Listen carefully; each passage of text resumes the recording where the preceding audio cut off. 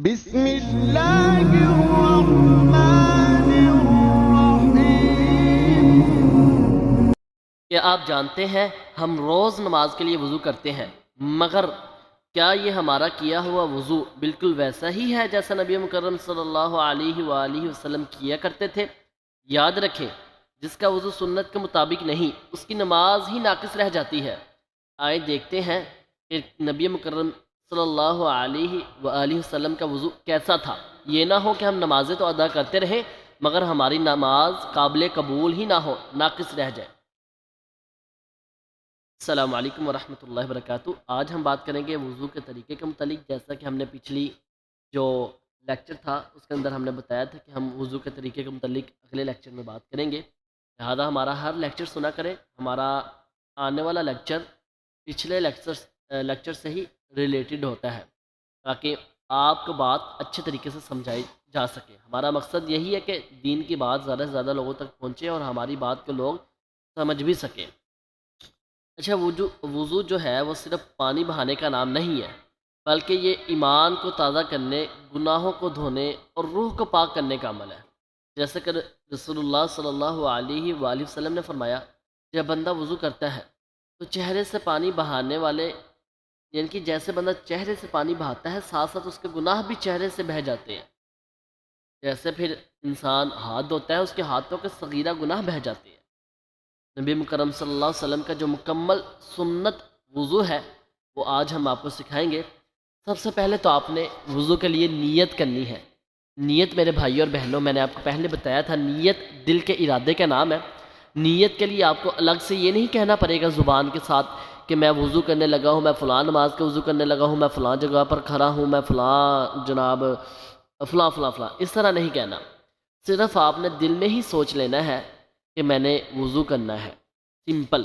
نیت دل کے ارادے کا نام ہے۔ انما الاعمال بالنیات، صحیح حدیث ہے نبی کرم صلی اللہ علیہ وسلم کی، صحیح بخاری کی حدیث ہے، پہلے بھی ہم لیکچر میں بیان کر چکے ہیں کہ تمام اعمال کا تعلق نیتوں سے ہوتا ہے۔ تو کہتے ہیں نا، نیتوں کو مرادیں ہوتی ہیں، وہ احادیث صحیح دلیل لیتے ہیں کہ جیسی نیت ہوگی ویسے انسان کو اجر ملے گا۔ دیکھیں، سب سے پہلے انسان نے نیت کرنی ہے کہ میں وضو کرنے لگا ہوں، پھر اس کے بعد بسم اللہ پڑھنی ہے۔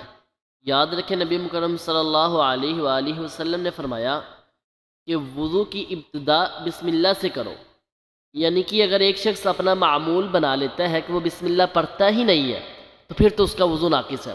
مگر ایک شخص ہے، وہ اس کا معمول یہ کہ وہ بسم اللہ پڑھتا ہے مگر کسی غفلت کی وجہ سے اس کو بھول گئی، یاد نہیں رہی، تو اس کا تو یہ شرعی عذر قابل قبول ہے۔ مگر ایک شخص اپنا معمول بنا لے کہ اس نے بسم اللہ پڑھنی ہی نہیں ہے تو اس کا یہ عمل قابل قبول نہیں ہے اور اس کا وضو ناقص رہ جائے گا۔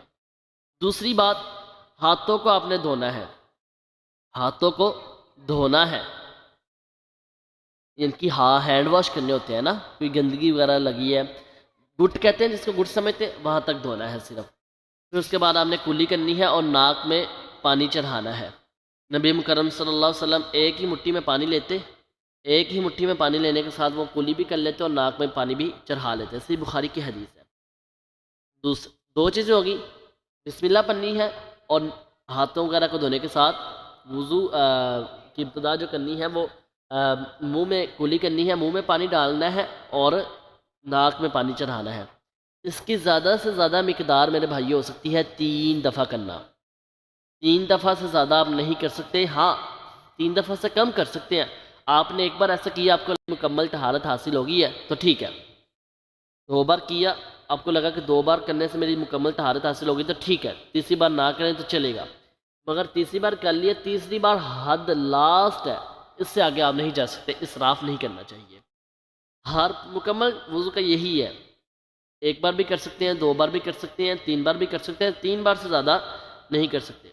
اچھا، وہ ناک میں پانی چڑھا لیا، اس کے بعد آپ نے چہرہ دھونا ہے، پیشانی سے تھوڑی تک اور کانوں کی لو تک، ان کی چوڑائی میں کانوں کی لو تک، اور جہاں سے لمبائی میں پیشانی کے بال جہاں سے سٹارٹ ہوتے ہیں وہاں سے لے کر جو ٹھوڈی ہے وہاں تک آپ نے چہرے کو دھونا ہے۔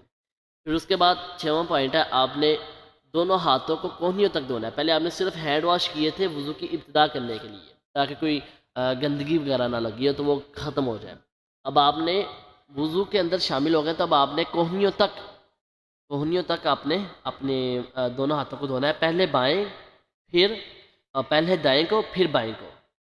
نبی مکرم صلی اللہ علیہ وسلم ہر کام کا آغاز دائیں طرف سے کرتے تھے، ہمیں بھی یہی حکم ہے کہ پہلے دائیں کو دھوئیں پھر بائیں کو دھوئیں۔ اچھا، جب آپ نے ہاتھ دھو لیے، پھر آپ نے 7واں پوائنٹ یہ کرنا ہے کہ آپ نے مسح کرنا ہے۔ مسح کس کو کہتے ہیں؟ سر کا مسح کرنا ہے، ان کی آپ نے دونوں ہاتھ بھگوئیں، پانی میں بھگوئیں، بھگو کر پھر آپ ایسے جہاں سے بال سٹارٹ ہو رہے ہیں، پیشانی کے آگے سے بال سٹارٹ ہو رہے ہیں، وہاں سے آپ ایسے ہی پیچھے لے گئے گدی تک، جہاں پر گدی ہے، پھر وہاں سے ویسے ہی آگے لے آئے، ٹھیک ہے؟ دونوں ہاتھ آپس میں ایسے پیچھے لے گئے اور ایسے ہی اسی طریقے سے ہی آگے لے آئے۔ پھر اس کے ساتھ ہی آپ نے کانوں کا مسح کر لینا ہے، اس کے لیے الگ پانی لینے کی ضرورت نہیں ہے، اسی پانی سے ہی آپ کانوں کا مسح کر سکتے ہیں، ٹھیک ہے؟ تو اس کے بعد آخری جو پوائنٹ ہے، اپنے ٹخنوں کو اپنے پاؤں کو دھونا ہے، اپنے پاؤں کو پنجنی تک دھونا ہے، جہاں پر ہمارا جو ٹانگ ہے، ٹانگ کا موٹا گوشت اسٹارٹ ہوتا ہے، جہاں پر گوشت شروع ہوتا ہے، وہاں تک آپ نے پاؤں کو دھو لینا ہے۔ یہ بھی صحیح بخاری کی حدیث ہے جس کا ہم نے آپ کو مفہوم بتایا ہے۔ لیں جی، یہ ہمارا وضو مکمل ہو گیا ہے۔ وضو مکمل کرنے کے بعد آپ نے دعا پڑھنی ہے، اشہد ان لا الہ الا اللہ وحدہ لا شریک لہ واشہد ان محمدا عبدہ ورسولہ۔ نبی مکرم صلی اللہ علیہ وآلہ وسلم نے فرمایا، جو شخص یہ دعا وضو کے بعد پڑھتا ہے، اس کے لیے جنت کے 8 دروازوں، 8 دروازے نا جنت کے 8 دروازے کھول دیے جاتے ہیں۔ تو یہ ہمارا وضو مکمل ہوا ہے۔ اس کے چند جو طریقے ہیں، جو مسنون طریقے ہیں سنت سے، وہ ہم نے آپ کو بتائے ہیں۔ اسی طریقے سے جو بندہ وضو کرے گا، اس کا وضو قابل قبول ہے، وگرنہ اس کا وضو ناقص ہے۔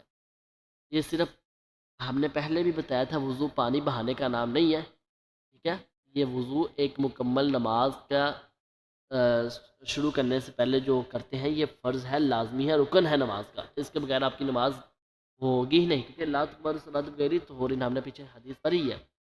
لہٰذا انشاءاللہ الرحمن، اگر یہ آپ کو ویڈیو پسند آئی ہے، وضو کا طریقہ اپنے عزیز و اقارب کے ساتھ شیئر کریں، تاکہ ان کو بھی صحیح وضو کرنے کے متعلق علم ہو سکے، اور انشاءاللہ یہ ہم نے طہارت کے متعلق تھوڑی سی اور مزید بات کریں گے۔ ہماری نیکسٹ ویڈیو جو ہوگی وہ غسل جنابت کا مکمل نبوی طریقہ اس کے متعلق ہوگی۔